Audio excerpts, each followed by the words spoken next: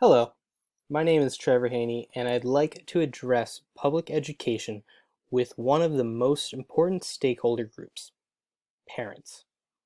I believe it is incredibly important for parents to understand the purpose of public education and what they can do to influence the direction of public education. It is so important that parents be engaged in this conversation because they are, in a way, clients of our public schools. They make the decision to send their students to public schools, and they can also make the decision not to send their students to public schools, which, in turn, can have a huge impact on the schools themselves. Therefore, let's explore the question, what is the purpose of public schools? Let's first take a look at what parents across the country think about their children's public schools. While this information can obviously vary from state to state, district to district, and parent to parent, overall it seems as though parents have a favorable opinion on public schooling in the United States. The American Federation of Teachers, a professional union for public school teachers, commissioned a survey in 2017 to determine what exactly parents thought about their children's public schools. The study surveyed parents of children attending public schools in major cities across the United States, including Philadelphia. In their findings, they found that 1. Parents say public schools are helping their children achieve their full potential and expanding opportunity for low-income and minority children. 2. Parents want access to a good neighborhood public school, much more than increased choice of schools. Their highest priorities for these schools are providing a safe and secure environment, developing their children's knowledge and skills, and ensuring equal opportunity for all kids. 3. Parents worry about several trends in education today, including inadequate funding, excessive standardized testing, class size increases, cutting non-academic subjects, teacher turnover, and shifting resources from regular schools to charters and vouchers. 4. Parents disapprove of Betsy DeVos's performance as Secretary of Education and reject her choice agenda. They express little confidence in either DeVos or Donald Trump as educational leaders, instead looking to teachers, principals, and parent organizations for the right ideas for public education. 5. Parents' education agenda focuses on investing in traditional public schools, with particular emphasis on expanding access to CTE programs, reducing class size, supporting struggling neighborhood schools, including art and music in curriculums, and providing health and nutritional services. They strongly oppose shifting resources from traditional public schools to fund either charter schools or vouchers. In all, it appears as though parents of public school students generally believe that public schools are not failing. How are we able to maintain and strengthen this perception? First, let's look at the history of public schools and the purpose that they serve within our community. Over time, the way that public schools have functioned has evolved to fit our society, but the main focus, education of our nation's youth, have always remained a constant. Laborie argues that part of the purpose of public schools is to promote democratic equality, social efficiency, and social mobility. Based on this idea, students should gain comprehensive education while in school and be able to meet the challenges of the workforce when they leave.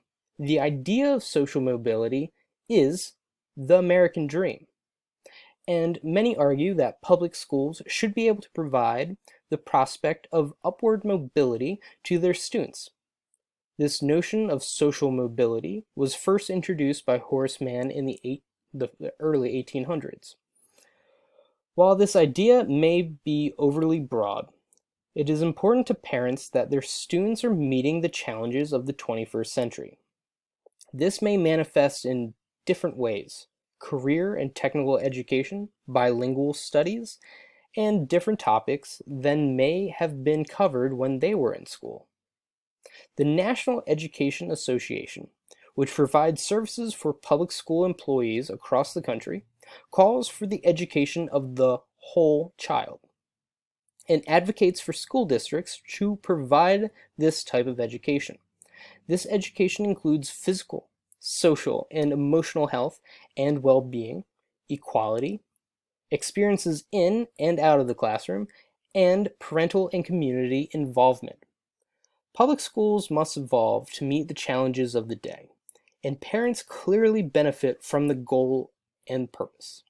By public schools serving this purpose, they are able to ensure that their children are equipped to handle the future. As we have learned so far, it is important for parents to have schools that provide a safe environment and an education that prepares their student for the needs of the future. So, are public schools meeting this purpose? Obviously, that depends on where you live. When our country was founded, public schools were created at the local level. States in New England were the first to adopt local and statewide boards of education. In the 1860s, the federal government created a National Department of Education to help gather data to assist the states in providing quality public schools. Because schools are run by localities and overseen by higher levels of government, their efficiency can fluctuate depending on the district in which one resides. In the Commonwealth of Pennsylvania, the PA School Code requires that school districts be run by school boards of directors who establish policy for individual school districts. As of 2018-2019 school year, these directors are required by the state to take training that help them run schools per the standards of the Commonwealth. According to the Pennsylvania School Board Association, school directors are both local and state officials. Although locally elected, school boards are agents of the state, charged with the responsibility of fulfilling the constitutional mandate of a thorough and efficient system of education.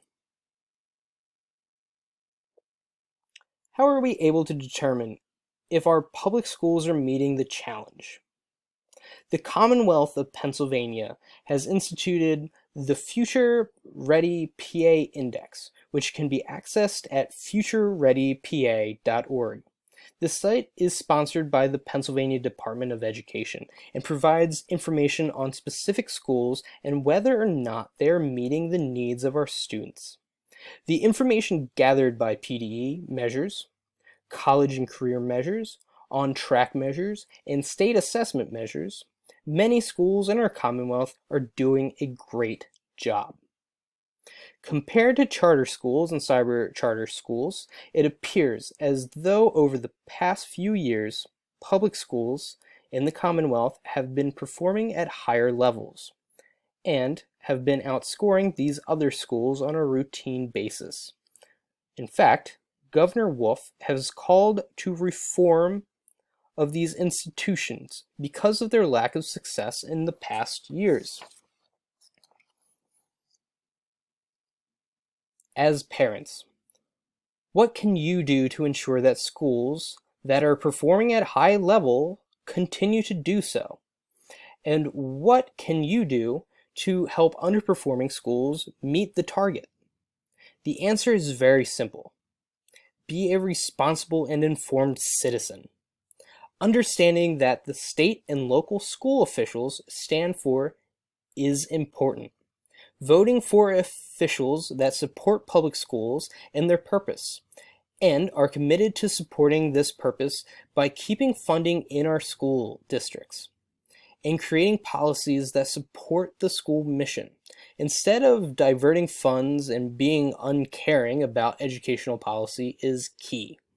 Through political awareness, public schools can continue to fulfill their purpose and serve all the students in our Commonwealth.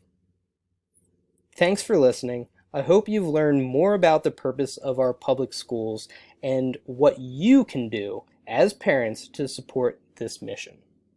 Thanks.